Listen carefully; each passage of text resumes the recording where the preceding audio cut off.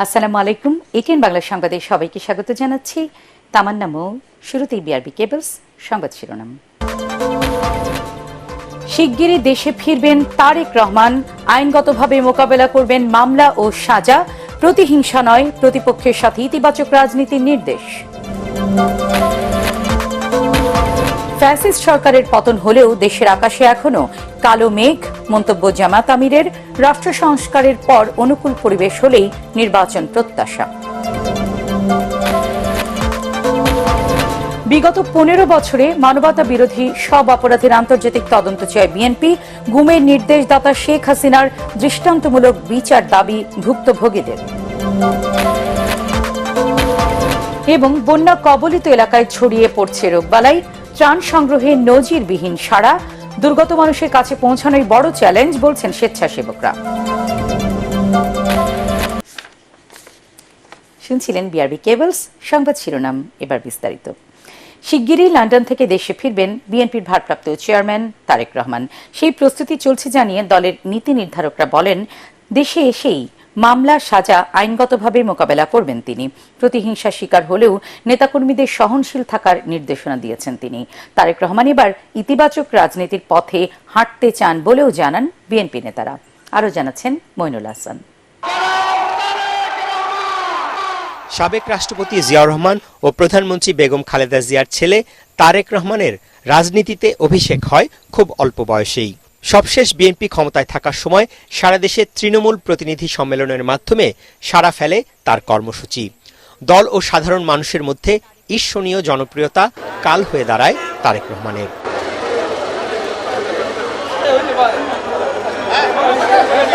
আলোচিত 111-এর ঝড়ে তারেক রহমানকে গ্রেফতার করে তৎকালীন সেনা সমর্থিত তত্ত্বাবধায়ক সরকার।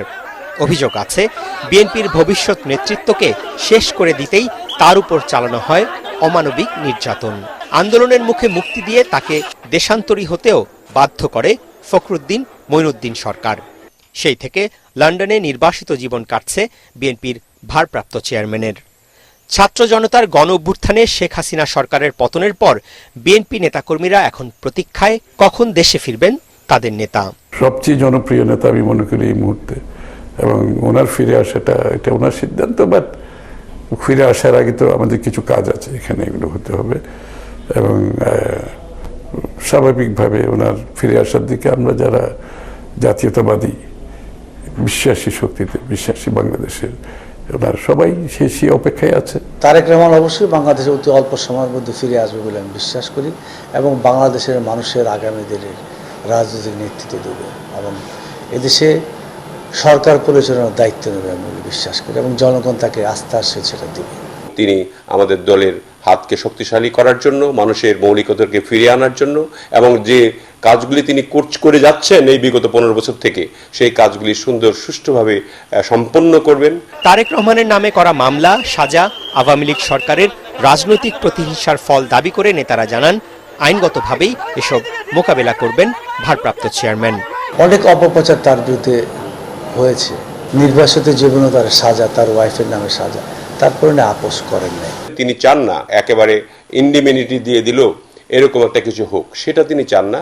তিনি চান যে আইনি প্রক্রিয়ার মাধ্যমে যাতে তার যে মিথ্যা মামলাগুলি প্রমাণিত হয়, due process of law follow করা হবে। এবং এগুলো এইসব মামলা কি আমরা সবাই জানি, এবং এই 15-16 বছরের রাজত্বের থাকার জন্য তো এই অনেকগুলো কাজের মধ্যে এটা একটা কাজ আর কি, যে মামলা মোকদ্দমার মাধ্যমে টিকে থাকা।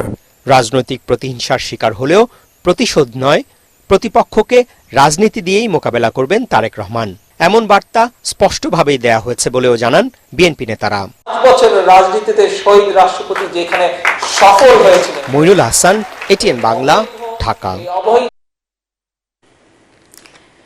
আগামী জাতীয় নির্বাচন হবে ইতিহাসের অন্যতম কঠিন পরীক্ষার ভোট, এমন মন্তব্য করেছেন বিএনপির ভারপ্রাপ্ত চেয়ারম্যান তারেক রহমান। তৃণমূলের নেতাকর্মীদের সাথে ধারাবাহিক মতবিনিময়ের দ্বিতীয় দিনে আজ রাজশাহী বিভাগের জেলাগুলোর নেতাকর্মীদের সাথে মতবিনিময় সভায় তিনি একথা বলেন।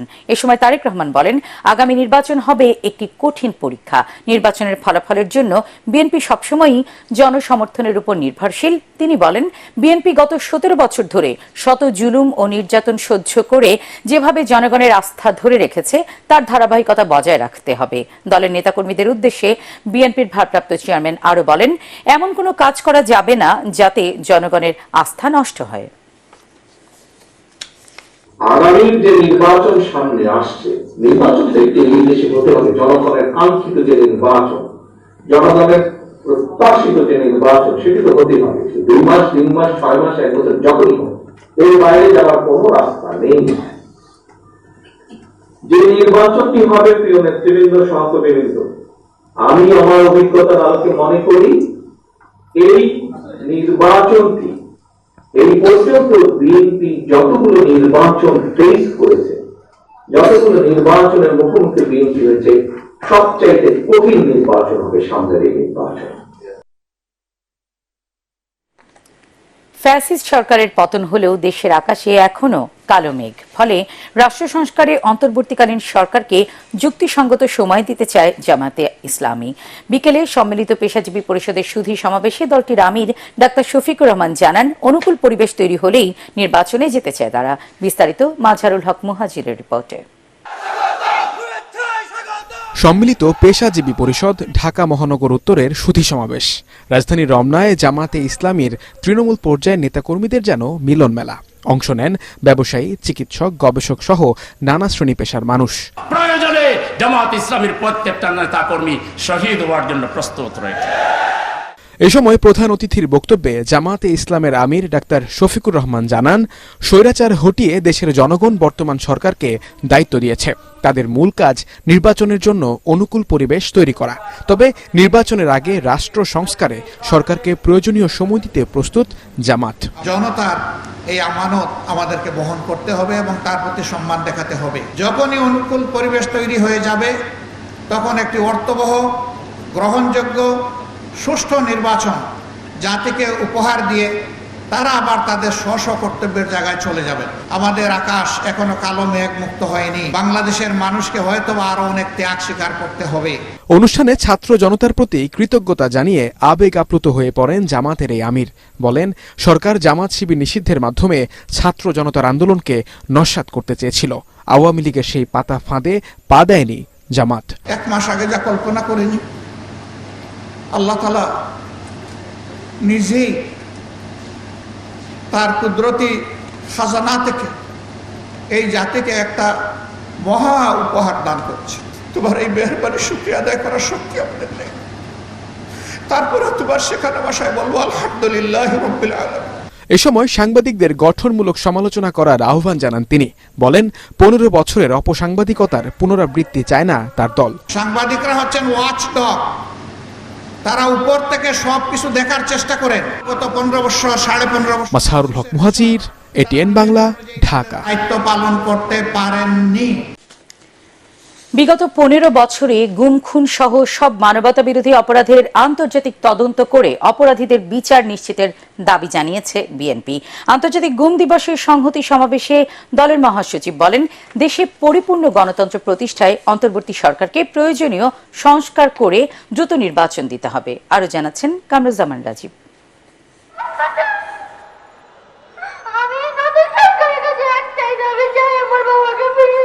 গুমের শিকার বিএনপি নেতাকর্মীদের পরিবারের সদস্যদের প্রিয়জনকে ফিরে পাবার আকুতিতে ভারী হয়ে উঠে নয়াপল্টনের বাতাস। আজ 11 বছর হয়ে গেল আমি আমার বাবাকে দেখি না। আমি আমার বাবার হাত ধরে হাঁটতে চাই। আন্তর্জাতিক গুম দিবস উপলক্ষে দলের নয়াপল্টন কেন্দ্রীয় কার্যালয়ের সামনে বিএনপির সংহতি সমাবেশে বাবা, ভাই আর স্বামী হারানোর বেদনার কথা তুলে ধরে অপরাধীদের দৃষ্টান্তমূলক শাস্তি দাবি করেন স্বজনরা। স্বাধীনতার যে আনন্দ, সেই আনন্দটা আমরা অন্য সবার মতো উপভোগ করতে পারিনি যারা আমরা এই গুম ফ্যামিলি, কারণ আমাদের স্বজনরা এখনো ফিরে আসেনি। এ সময় গুমের শিকার বিএনপির স্থায়ী কমিটির সদস্য সালাউদ্দিন আহমেদ ৬২ দিন গুম থাকার দুঃসহ স্মৃতি তুলে ধরে বলেন, আয়নাঘরের মূল নায়কদের অবিলম্বে বিচারের আওতায় আনতে হবে। দেশকে জঞ্জালমুক্ত না করলে প্রকৃত গণতন্ত্র প্রতিষ্ঠা সম্ভব নয়। জনসম্মুখে ফ্যাসিবাদের দোসরদের শ্বেতপত্র প্রকাশেরও আহ্বান জানান বিএনপি নেতারা। শেখ হাসিনাকে বাংলাদেশের কাছে ফেরত দেন।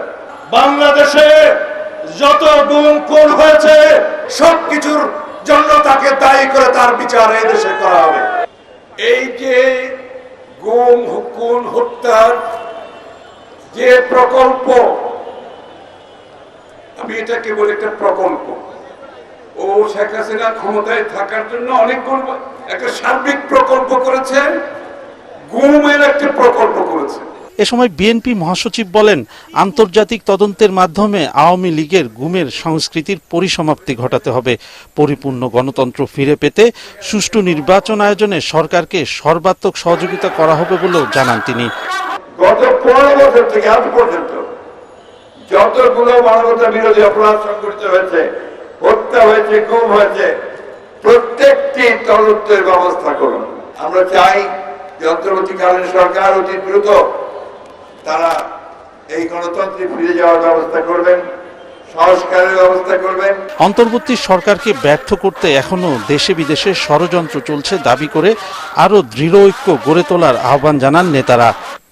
কামরুজ্জামান রাজীব, এটিএন বাংলা, ঢাকা। সন্ত্রাস দমনের নামে গুমের নির্দেশদাতা হিসেবে শেখ হাসিনার দৃষ্টান্তমূলক বিচারের দাবি জানিয়েছেন ভুক্তভোগীরা। তারা বলেন, গোয়েন্দা সংস্থা ডিজিএফআই এর সাবেক শীর্ষ কর্মকর্তা জিয়াউল আহসান সহ র্যাব ও পুলিশের যেসব কর্মকর্তা এমন মানবতা বিরোধী কর্মকাণ্ডে জড়িত তাদের শাস্তি নিশ্চিত করতে হবে। আন্তর্জাতিক গুম প্রতিরোধ দিবস উপলক্ষে কেন্দ্রীয় শহীদ মিনারে মানববন্ধনে আয়না ঘরের মতো টর্চার সেলগুলোর বিস্তারিত তথ্য জনসমুখে তুলে ধরার দাবি জানান নিখোঁজ ব্যক্তিদের স্বজনরা। রিপোর্ট করছেন আদ্দিন সজীব। আমি ছবি ধরে হাঁটতে চাই না, আমি আমার বাবার হাত ধরে হাঁটতে চাই। দেশ নতুন রূপে ফিরলেও হৃদি আর তার মায়ের চোখের পানি এখনো থামেনি। হৃদির বয়স যখন মাত্র 2 বছর 4 মাস, তখন 2013 সাল তার বাবা পারভেজ হোসেন সেই যে গুমের শিকার হন, এখনো পর্যন্ত খোঁজ মেলেনি। আমার ভাই যখন বাবার কথা জিজ্ঞাসা করে তখন আমি কিছু বলতে পারি না, কারণ কি আমি তো জানি না আমার বাবা কই, আমার বাবাকে কোথায় রেখেছে। মাত্র 4 মাস বয়সের শিশুকে নিয়ে হৃদির মা ফারজানা ছুটে বেরিয়েছেন, কখনো ডিবি অফিস, কখনো থানায়, কখনো বা র্যাব কিংবা আদালতের চত্বরে। সবার যুদ্ধ শেষ হয়েছে, স্বাধীন হয়েছে দেশ, কিন্তু আমার জন্য দেশ স্বাধীন হয় নাই। আমরা এখনো স্বাধীন না। আমাদের কারণ আমাদের থেকে জীবন থেকে আগে আছে, আমাদের বাচ্চারা বাবার আদর পায় নাই, তাহলে এই বাচ্চাদের যে চোখের পানি এগুলো কি বিফলে যাবে? আল্লাহর কাজ ধীরে ধীরে হয়, এর জন্য আর পতন এইভাবে হয়েছে। মিরপুরের মারিয়াও তার বাবা মাসুম হোসেনের অপেক্ষায়, জানে না বাবা কোথায় আছেন, কেমন আছেন, তবুও তার বিশ্বাস বাবা বেঁচে আছেন। বাবা ছাড়া তো কোনো কিছুই, মানে সবকিছুই থেমে থাকা একটা অবস্থা। অনেকের বাবা, অনেকের ভাই, তো আমরা সবাই এটাই চাই যে যেন আমাদের এই স্বজনগুলোকে ফিরে পাই আমরা একসাথে। বেসরকারি মানবাধিকার সংগঠন অধিকারের পরিসংখ্যান অনুযায়ী গত 15 বছরে বাংলাদেশে 700-রও বেশি মানুষ গুম হওয়ার ঘটনা ঘটেছে। এর মধ্যে 150 জনেরও বেশি মানুষের খোঁজ এখনো পাওয়া যায়নি। আয়নাঘরকে যাকে আপনারা বলেন, তার 4টে ছেলে ছিলাম।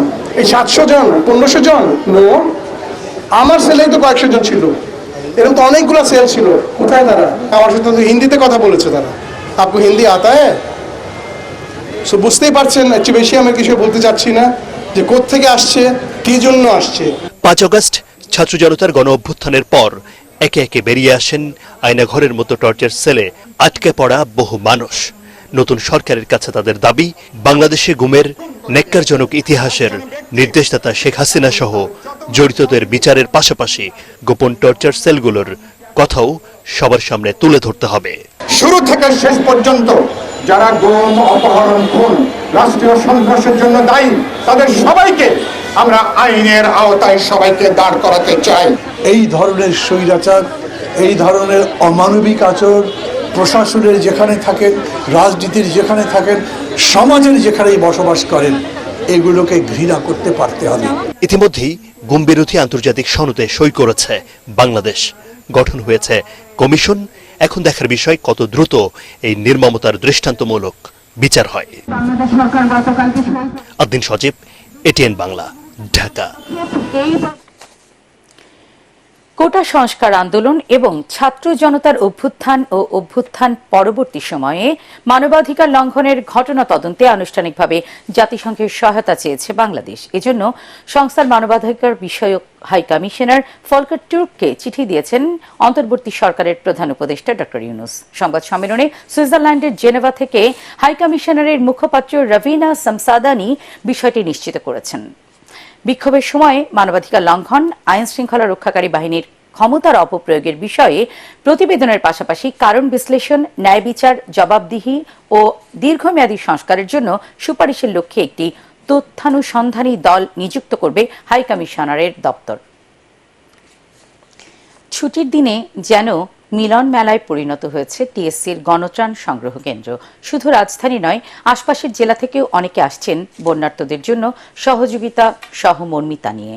বৈষম্য বিরোধী ছাত্র আন্দোলনের এই উদ্যোগ এখন সব শ্রেণীর মানুষের প্রশংসায় ভাসছে। স্বেচ্ছাসেবকরা জানান, ত্রাণের মালামাল প্যাকেট করে দ্রুত বন্যা দুর্গতদের কাছে পৌঁছানোই এখন তাদের কাছে সবচেয়ে বড় চ্যালেঞ্জ। মিজান সাজানের রিপোর্ট। যে কোনো দুর্যোগে সামনের সারিতে থাকেন শিক্ষার্থীরা, হোক তা মানবসৃষ্ট কিংবা প্রাকৃতিক। বৃহত্তর নোয়াখালী ও কুমিল্লা অঞ্চলের বন্যায় গণত্রাণ কর্মসূচি চালু করে শিক্ষার্থীরা আরেকবার জানিয়ে দিলেন, দেশের মানুষ যখন পানিবন্দী হয়ে পড়েন তখন তারা চুপ থাকতে পারেন না। তাই শুক্রবার নবম দিনেও এ উদ্যোগে ছিল ব্যাপক সাড়া। ত্রাণের যে কালেকশনটা সেটা কিন্তু বাড়তেছে। আপনারা দেখতেছেন যে সারা কি রকম, আমাদের থেকে আপনারা বেশি প্রত্যক্ষদর্শী, কারণ আমরা হয়তো একটা নির্দিষ্ট জায়গায় বসে আছি, কিন্তু আপনারা সব জায়গায় কিন্তু মুভ করতেছেন। রওশন আরা বেগম ৮০ ঊর্ধ্ব, বন্যার্তদের সহায়তায় অংশ নিতে মেয়ের হাত ধরে তিনিও এসেছেন টিএসসিতে। আমার মেয়ে তো নিয়ে আসছে, আমি বলছি মা তুমি আমাকে কি দেখাইলা? আমি ওইখানে ত্রাণের ওইখানে গেছি, কাপড় চোপড়ের ওখানে গেছি, খাবারের ওখানে গেছি, ওইখান থেকে আবার এখানে আসছি। আমি তো চিন্তাই করতে পারি না যে মানুষ এত মানুষের পাশে এত সুন্দর করে দাঁড়াতে পারে।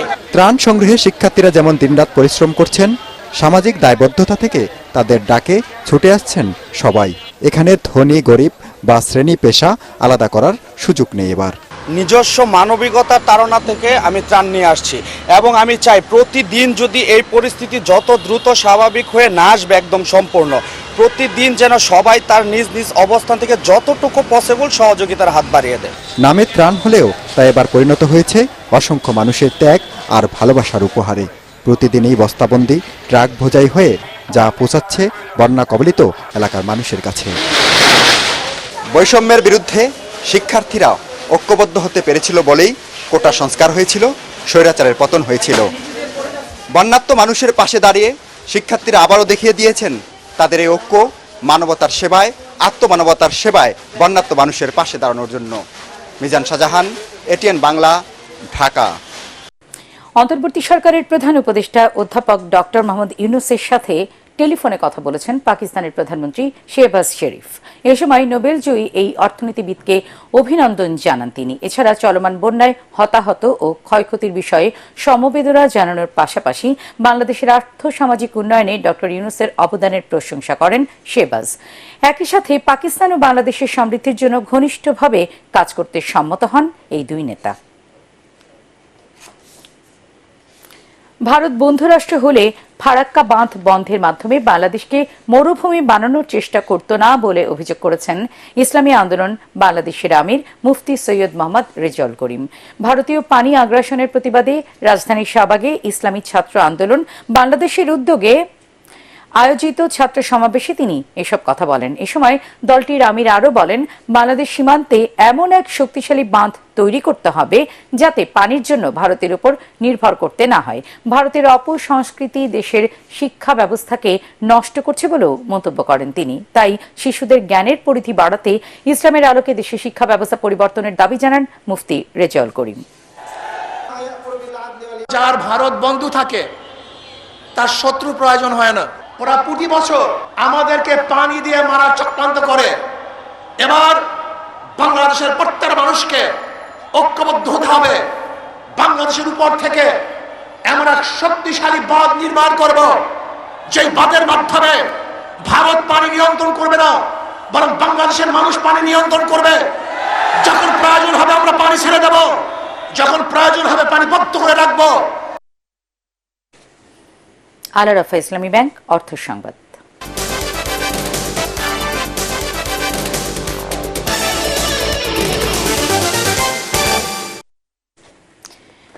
বন্যার অজুহাতে বেড়ে গেছে চালের দাম। মোটা চাল স্বর্ণা ও আটাশের দাম কেজিতে 4-5 টাকা থেকে শুরু করে কোথাও কোথাও বেড়েছে 8 টাকা পর্যন্ত।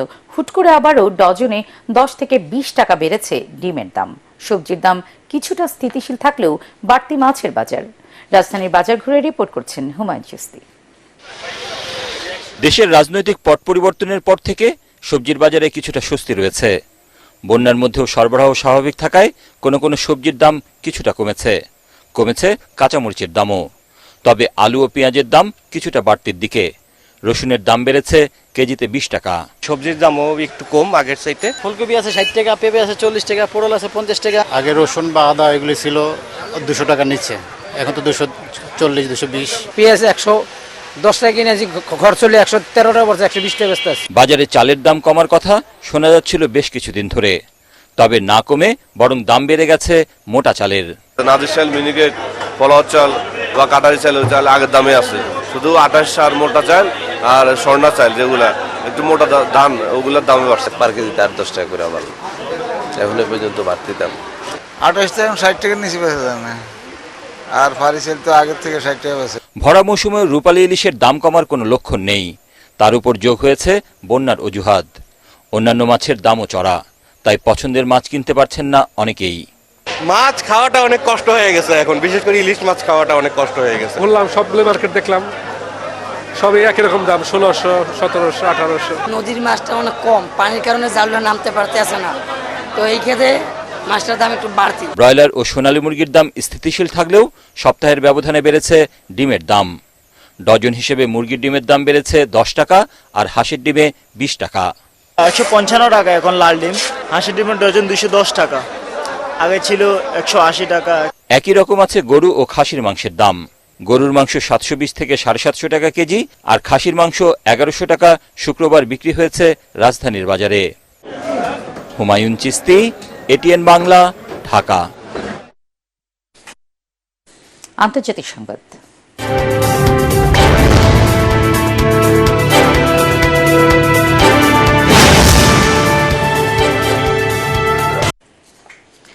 যুক্তরাষ্ট্রের প্রেসিডেন্ট নির্বাচিত হলে মন্ত্রিপরিষদে একজন রিপাবলিকান সদস্য রাখবেন বলে জানিয়েছেন ডেমোক্রেটিক দলের প্রার্থী কামালা হ্যারিস। স্থানীয় সময় বৃহস্পতিবার মার্কিন সম্প্রচার মাধ্যম সিএনএনকে দেওয়া সাক্ষাৎকারে তিনি এই কথা জানান।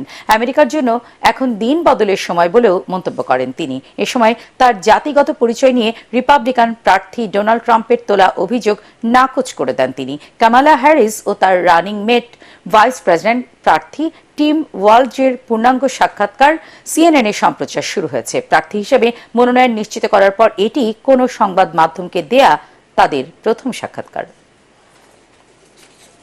এবার পার্টিক্স খেলার খবর।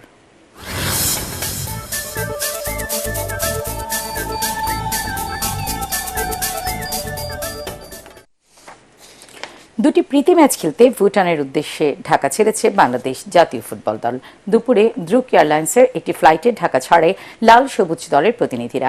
চ্যালেঞ্জিং কন্ডিশন হলেও প্রতিপক্ষের তুলনায় নিজ দলকে এগিয়ে রেখেছেন জামাল ভুঁইয়াদের কোচ।